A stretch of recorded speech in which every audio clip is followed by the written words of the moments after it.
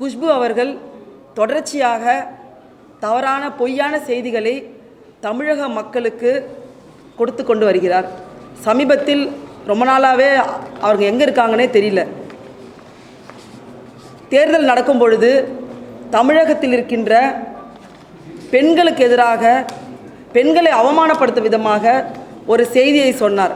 என்னவென்றால், தமிழக அரசாங்கம் பெண்களுக்கு, சாதாரண ஏழை குடும்பத்தை சார்ந்த பெண்களுக்கு மகளிர் உரிமை தொகை வழங்குகின்றார்கள்.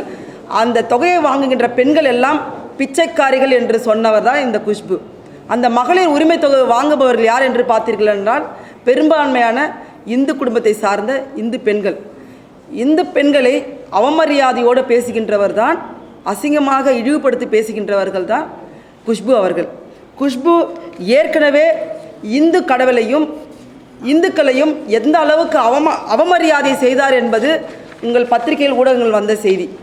இந்து கடவுள் சிலையின் பக்கத்தில் செருப்பை அணிந்து கொண்டு கால் மேல் காலை போட்டிக்கொண்டு அந்த கால் அந்த சிலையின் மீது படுவது போன்று உட்கார்ந்து அமர்ந்து ஒட்டுமொத்த இந்துக்களின் உணர்வுகளை அவமானப்படுத்தியவர் தான் குஷ்பு.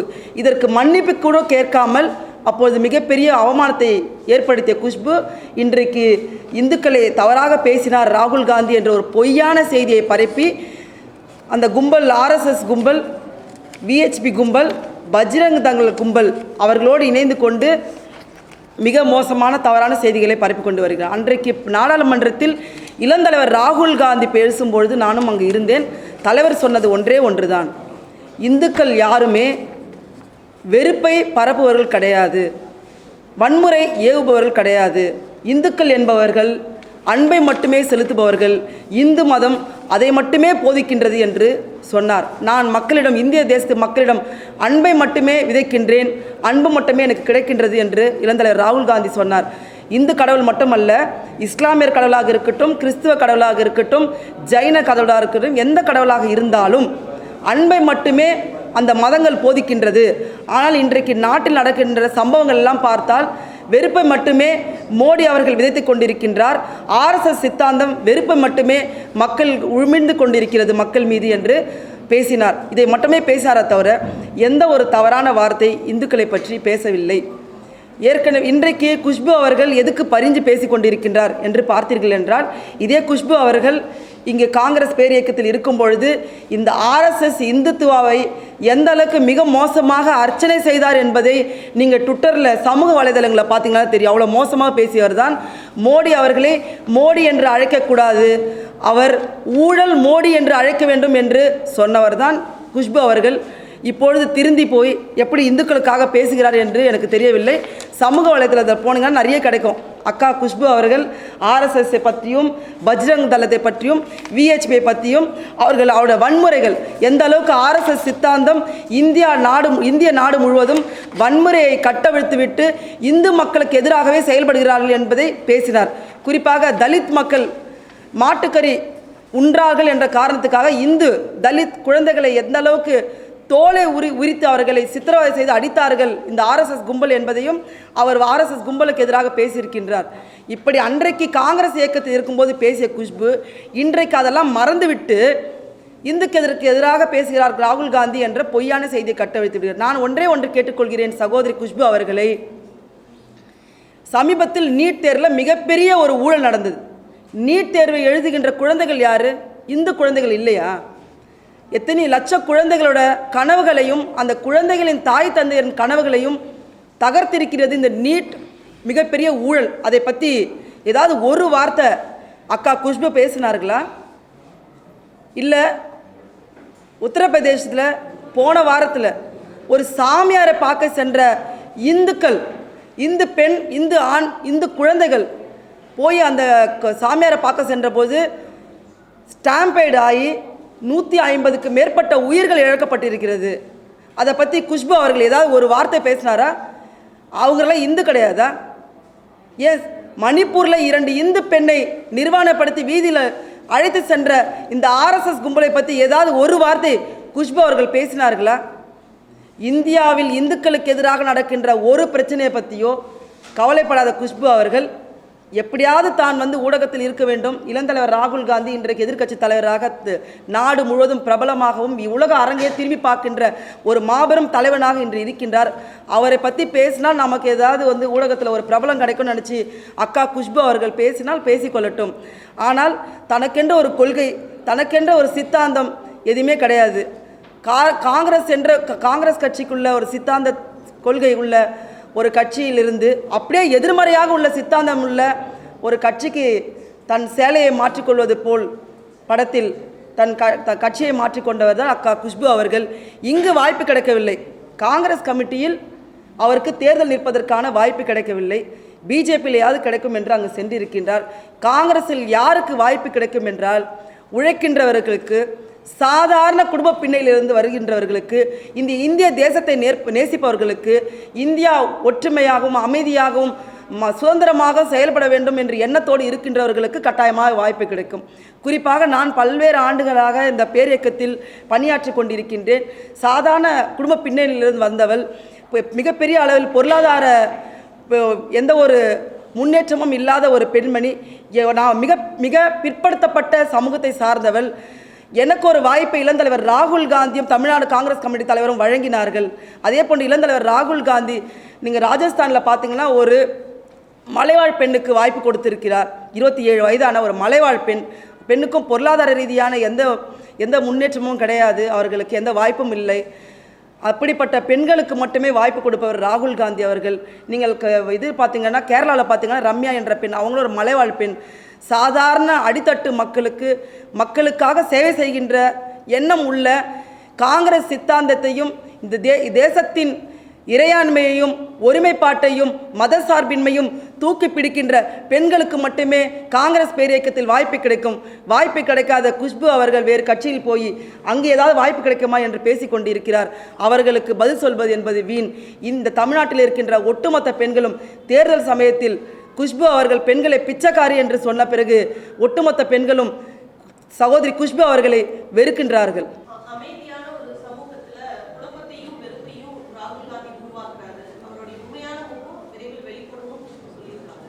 சமூகத்தில் அமைதியை சீர்குலைப்பவர் யார் என்பதை குஷ்பு அவர்கள் ஏற்கனவே சொல்லியிருக்கார். RSS இயக்கத்தை சார்ந்த மோகன் பகவத் அவர்கள், அன்னை தெரேசா அவர்கள் எதுக்காக சமூக சேவை செய்கிறாங்கன்னா மதமாற்றம் செய்வதற்காக சமூக சேவை செய்கிறார்கள் என்று மோகன் பகவத் சொல்லும் பொழுது குஷ்பு அவர்கள் தெளிவாக அவர் பொய் பேசுகிறார், மதம் மாற்றவில்லை, நானே ஒரு இஸ்லாமிய சமூகத்தை சார்ந்தவள், நான் ஒரு இந்துவை திருமணம் செய்து கொண்டிருக்கின்றேன், மோகன் பகவத்திற்கு மனநோய் பிடித்திருக்கிறது, அவருக்கு சிகிச்சை அளிக்க வேண்டும் என்று சொல்லியிருக்கின்றார். அதனால் இன்றைக்கு பாரத் ஜோடோ யாத்திரை இந்திய ஒற்றுமை பயணத்தை இளந்தலைவர் ராகுல் காந்தி அவர்கள் கன்னியாகுமரியிலிருந்து காஷ்மீரில் நடத்தி ஒட்டுமொத்த இந்திய தேசத்தின் மக்களின் நம்பிக்கையை பெற்றிருக்கின்றார். இளந்தலைவர் ராகுல் காந்தி சென்ற வீதிகள் தோறும் கிராமங்கள் தோறும் மக்கள் ஆரவாரத்தோடு அன்பை செலுத்தினார்களே ஒழிய எங்கும் கலவரத்தை ஏற்படுத்தவில்லை. ஆனால் இன்றைக்கு யூபியில் நீங்கள் பார்த்தீங்கன்னா 150 பேர் இறந்து போயிருக்காங்க. 3 விவசாய வேளாண் விரோத சட்டத்தை கொண்டு வந்து அதை எதிர்த்த விவசாயிகளை 700 பேர் இறந்து போயிருக்காங்க. அதில் ஒரு 4 பேரை வந்து பாஜகவை சார்ந்த MLA எப்படி ஜீப் ஏற்றி கொன்றார் என்பதை அத்தனை காட்சிகள் நம்ம பார்த்தோம். வன்முறையை யார் ஏவி விடுகிறார்கள் என்று முந்தானத்து கூட நீங்கள் பார்த்தீங்கன்னா இளந்தலைவர் ராகுல் காந்தி குஜராத்தில் ஒரு காங்கிரஸ் பேரியக்கத்தின் கூட்டத்துக்கு சென்ற போது கூட காங்கிரஸ் அலுவலகத்தை வன்முறையை ஏவிவிட்டு காங்கிரஸ் அலுவலகத்தை தாக்கினார்கள். அதற்கு கூட இளந்தலைவர் ராகுல் காந்தி பெரிய அளவில் எந்த ஒரு வன்முறையை ஏவிவிடவில்லை, சொல்லவும் இல்லை கருத்து. ஆனால் ஒரே ஒரு கருத்தை மட்டும் சொன்னார், நீங்கள் எங்கள் அலுவலகத்தை தாக்கலாம், ஆனால் நாங்கள் கூடிய விரைவில் குஜராத்தில் உங்கள் ஆட்சியை அகற்றுவோம் என்று உறுதியாக சொல்லி இருக்கிறார் அங்கு. ஸோ வன்முறையை ஏவிவிடுபவர்கள், வன்முறையை விரும்புபவர்கள், RSSின் சித்தாந்தம் ஒவ்வொரு பாஜகவின் உறுப்பினரின் ரத்தத்திலும் அந்த வன்முறை ஊறிக்கொண்டு இருக்கின்றதே தவிர காங்கிரஸ் பேரியக்கத்தில் இருக்கின்ற ஒவ்வொரு மனிதனும் இந்த தேசத்தை நேசிப்பவன், இந்த தேசம் அமைதியாக இருக்க வேண்டும் என்று எண்ணம் கொண்டவன். அப்படிப்பட்டவனுக்கு வன்முறை என்றால் என்னவென்று தெரியாது. யாராவது ஒரு தலைவரோட இங்கே சொல்லுங்கள், வன்முறையை ஏவிவிட்டு மிகப்பெரிய லா அண்ட் ஆர்டர் சுச்சுவேஷனை எந்த மாநிலத்திலாவது காங்கிரஸ் இயக்கத்தை சார்ந்தவர்கள் எடுத்திருக்கிறார்கள், செய்திருக்கிறார்கள் என்று நீங்கள் ஒரு எடுத்துக்காட்டாவது நீங்கள் சொல்லுங்கள், நான் ஏற்றுக்கொள்கிறேன். ஆனால் என்னால் பெரிய லிஸ்ட்டே தர முடியும். ஆர்எஸ்எஸ் இயக்கத்தை சார்ந்தவர்கள், விஹெச்பி இயக்கத்தை சார்ந்தவர்கள், பஜ்ரங் தள் இயக்கத்தை சார்ந்தவர்கள்லாம் எங்கெங்க மத ரீதியாக, சாதி ரீதியாக, மொழி ரீதியாக பிரிவினை ஏற்படுத்தி கொண்டு பேசிக் கொண்டிருக்கிறார்கள். ஏன் சமீபத்தில் நடந்த தேர்தலில் கூட, தேர்தல் பிரச்சாரத்தில் ஒரு தேசத்தின் பிரதம மந்திரி எவ்வளவு மோசமாக இஸ்லாமிய சகோதரர்கள் உங்கள் உடைமைகளை எடுத்துக்கொள்வார்கள், உங்கள் சொத்துக்களை பறித்துக் கொள்வார்கள் என்று சமுதாயத்தில் மிகப்பெரிய கலவரம் ஏற்படுத்தும் விதமாக பேசியவரே மோடி அவர்கள். அப்படி இருக்கும்பொழுது ராகுல் காந்தியின் கேள்விகளை எதிர்கொள்ள முடியாமல், திராணி இல்லாமல், இன்றைக்கு பயந்து நடுங்கி அவர்கள் பொய் பிரச்சாரத்தை இளந்தலைவர் ராகுல் காந்தி மீது எடுத்து சொல்லிக் கொண்டிருக்கின்றார்கள். மிகப்பெரிய அளவில் இந்த இயக்கமும் இந்தியா கூட்டணியும் மிகப்பெரிய அளவில் இந்த மக்களுக்காக நாங்கள் போட போகின்றோம். நாடாளுமன்றத்தில் அடுத்த ஆட்சி இளந்தலைவர் ராகுல் காந்தி இந்த தேசத்தின் பிரதம மந்திரியாக வருவார். இந்த தேசத்து மக்களை பாசிச சர்வாதிகாரி சக்தியிடமிருந்து மீட்டெடுக்க போகின்றார்.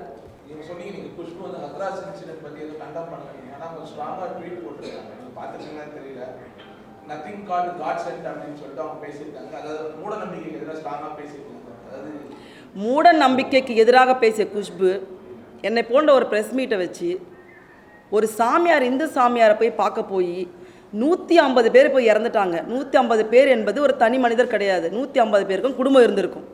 ஒரு குடும்பத்தில் 4 பேர் இருந்திருக்கலாம், 3 பேர் இருந்திருக்கலாம். அத்தனை பேர் உயிர் இழந்திருக்காங்க.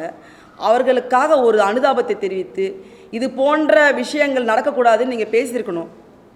தொடர்ச்சியாக இது நடந்துட்டு தான் வந்துட்டு இருக்காங்க. யூபியில், அத்ராஸில் அதை பற்றி பேசலை. ஒன்று. இன்னொன்று, நீங்கள் பார்த்தீங்கன்னா அதை பேசுறதுக்கு பதிலாக அந்த கருத்தை தெளிய வைக்கிறதுக்கு பதிலாக அது ஸ்ட்ராங்காக நீங்கள் சார்ந்த பிஜேபி இயக்கத்தை பற்றி கேள்வி கேட்கறதுக்கு பதிலாக ராகுல் காந்தி பற்றி பேசுகிறீங்கன்னா உங்களுக்கு ஒரு பயம், நடுக்கம் இருக்குது. அங்கே ஏதாவது பேசிட்டா நமக்கு வருங்காலத்தில் சீட் கொடுக்க மாட்டாங்க, இல்லை நமக்கு ஏதாவது பதவி வராதுன்ற ஒரு பயம், அச்ச உணர்வு இருக்குது. நீங்கள் ஒரு மகளிர் ஆணையத்தோட தேசிய அளவிலான உறுப்பினர். நீங்கள் மணிப்பூர் இஷ்யூக்கு என்ன ரியாக்ஷன் காமிச்சிங்க? உங்கள் மனசாட்சிக்கே நான் விட்டுடுறேன். ஏன் உங்களோட கோயில் பக்தி, கடவுள் பக்தி எந்த அளவுக்கு இருக்குது நான் சொல்லட்டுமா? நான் பேர் சொல்ல விரும்பலை. உங்கள் கோயில் பக்தி, கடவுள் பக்திலாம் பூஜை அறையில் செக்ஸ் வச்சுக்கிறதுல மட்டும்தான் இருக்குது. சமீபத்தில் பிஜேபியில் இருந்த ஒரு நபர் என்ன பண்ணாருன்னு தெரியும். இதுதான் உங்களுக்கான கடவுள் மீதான பக்தி பாசம், இந்துக்கள் மீதான பக்தி பாசம்.